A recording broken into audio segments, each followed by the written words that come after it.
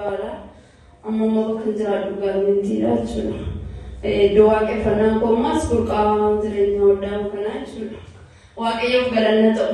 Waaqayyoof galata naa galchaan tokko.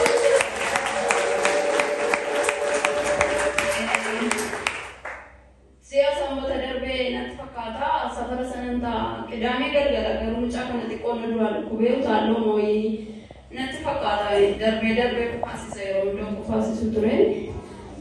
Sagantaan baay'ee kadhannaan jammaramee lallaba xumuruu gaanii raajiin walakkaa sanan ta'a.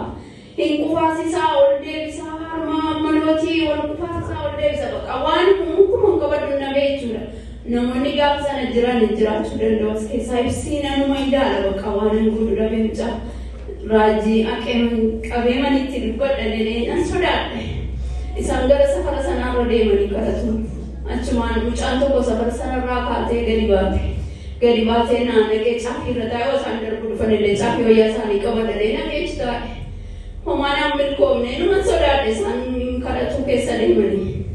Booddee gaafa isaanii asii buusiidhaaf kadhachuu akkasa deebi'anii dhugaan seera isaan dhufanii asii madarakii irra ga'u jechuudha.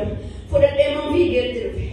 Raajiidhaan mucaa kun duraa kufaasisaa ol deebisaa baqqaan harkatti duuteetti kottaa harkaa fuudhaa mucaa jedhanii naa kadhatanii jechuudha. Isa booddee gaafa isaan naa kadhatanii jedhanii hafuura budaatti jedhanii iyyee narraa ba'e jechuudha.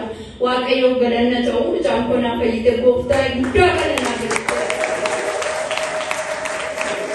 Mucaan koo baay'ee yeroo sanatti bakka mana harki koo akkasumatti na kerkeraa fiigee man dhufee bakka inuma fayyiti mucaan koo asii fuudheessan keessa hodhuutees manama waaqayyoo keessatti aduutu malee bakka akka fedha isaa godhunni garaa keessatti eegee deebisee nama wali dhalachiise asittis nan gatu jedhee fidee waaqayyoof galanna ta'u inni nan ganne waaqa guddaa kana akkasitti naa galateeffadha.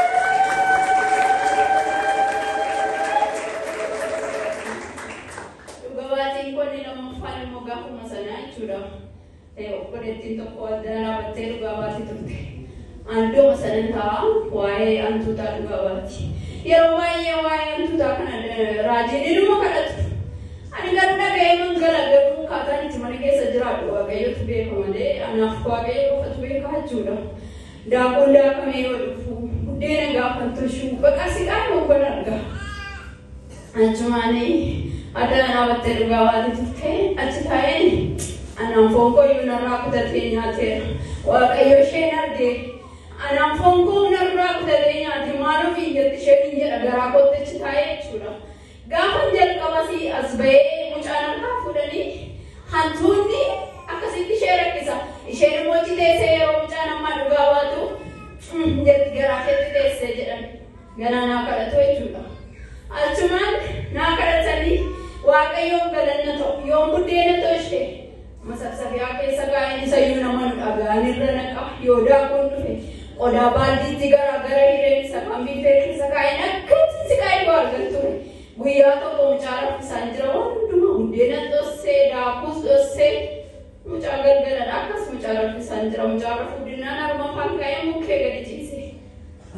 Dhufee xiiqii manaan qabatee itti nabaa gammachuu anaan koomee ogar tokko narraa kututti kan ture dhufu. Millaachi baatu monjere dhugaadhaan hantuunni silaa nama mocoora malee nama hin cuffatu bile koomee magar tokko narraa kaasisi dhibbarii gaadhee deemuu sodaachaa ture dhugaa malee deemnaa biqilii koomeen koo gaafa sana naa kadhatan anachi taa'ee baay'ee hin godhan ture waaqayyoo gooftaa yesuusiif galanna ta'u amma hantuunni sunis hin badee wanni tokko hin jiru akkuma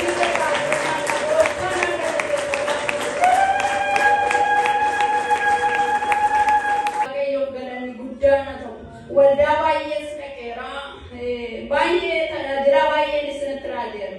Kan akka waldaa kanaa waan tokko nagarre ifatti wanti dubbatamu inuma naa raawwate malee guyyaa tokkotti gaddee guyyaa tokkotti nyaara gureen beeku waaqayyo guddaa kanaaf amma hin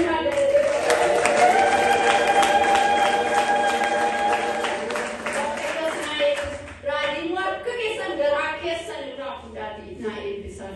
Waaqayyo sinaa eebbisu. Ayyaana isaanii babaa'isu. Amma dhumaatti jabeessee sinaa dhaabu. Waaqayyo siin sama dhumaatti jabeessee sinaa dhaabu.